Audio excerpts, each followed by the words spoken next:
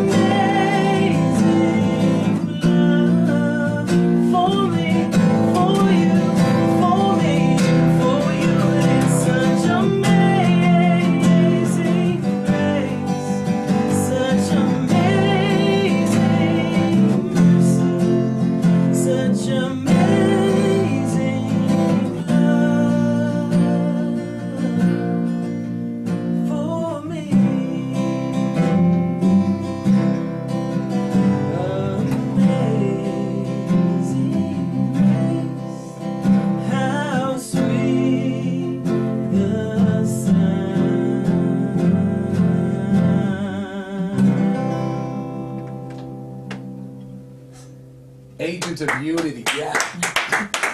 That's fantastic. Thank you guys. Thanks. That is amazing. Cool. Well, I'm sure you've not heard the chorus attached to that before ever because it's so new. So we're pretty excited about bringing that out on the new record. Can I ask you just being able to not, I can't do anything of brilliance like that. What does that feel like? When you know you are making art and great music, how does that feel? You know, I'm actually at this point in my life where it's taken me a lot of years to kind of accept that I'm a singer, number one, because that's not an easy road to plow, and it's definitely a calling, because if you're doing it for the money, you quit a long time ago. So for me, it's become something I'm just super grateful for. I feel like every time I get to sing is a privilege, and I'm just so thankful for my voice and I'm just super grateful and to God for giving it to me, and that if I can use it to bless people out in the world, then I feel like I'm doing what I'm supposed to be doing. When you tour, where do you guys go? Do you guys go all across the world? We're kind of West Coast kids. I'm Canadian born. And oh, good day. Yeah, that's right. You'll be hearing that. I was born in Saskatoon, Saskatchewan. Wow. My folks are all live in British Columbia, Vancouver area, and Cal's born and raised right here in Eugene. So this is my adoption home here, but. We pretty much go anywhere between Vancouver, and LA. We've spent a few years down working in LA, and we go over to Hawaii and my family in Australia. But we traverse the West Coast, and a huge portion of our work is done right here in the Northwest, here in Oregon. Yeah, we just spent 2 weeks in China, so that was performing and playing music. Yeah, we did 10 concerts in 12 days in Beijing. Yeah, and Eugene's an oasis. We have such great water, great food, great air, and there it was just horrible air. The smog is so thick. What about you were in Beijing? We were in Beijing, and what's really, I think, people are beautiful. What we tell everybody about the trip is that if I'm sure folks listening appreciate our country. But I'll tell you this for myself, I never appreciated my country more. The freedoms that we have and the abilities that we're opportunities given, the opportunities we're given. Because when you go to a place that is is communist and very, very controlled and very intense, and Beijing is incredibly populated and not very pretty, just on a lot of levels. I'm not putting it, the Chinese people are wonderful folks. Just like when you travel, you see that, humanity, life is life, love is love, and the smile is a smile, and we actually felt for a lot of folks because we could see how hard life is. Is there something that comes to mind when you think of something, when you think about your trip? Yeah. Is there an example of how they don't have the freedom that we have here? Yeah, for example, everybody in China has to have a job. Everybody, from young to old, and so what they call doing a good communist job is moving slowly, killing the minutes. Because no matter what you're assigned to do, whether it's sweeping a street or wiping down a bathroom after people have been in there, it's just you see people everywhere that have to stand around and have jobs. Like at a market, grocery store, there's like 4 or 5 people in uniforms standing around on the one aisle, and then there's 4 or 5 people on every aisle.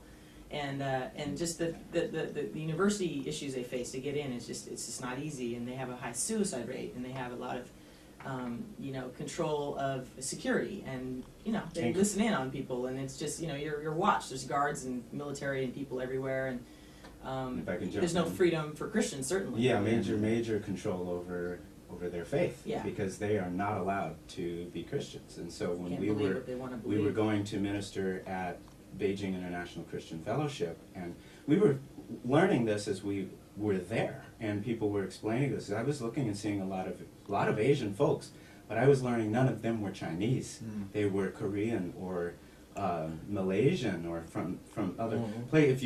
If you're a foreigner, you are allowed to be a Christian. If you are Chinese, you are very much not allowed, and it's very, very dangerous for those two. That's why they call it the underground church. So, the underground church. It's about 120 million strong and growing, yeah. But it's very scary for them. And you have to have a passport to come in a regular registered church, is what the ones we were at. And they loved it because it was really uplifting, and I think it touched a lot of hearts. So the response to the music was amazing.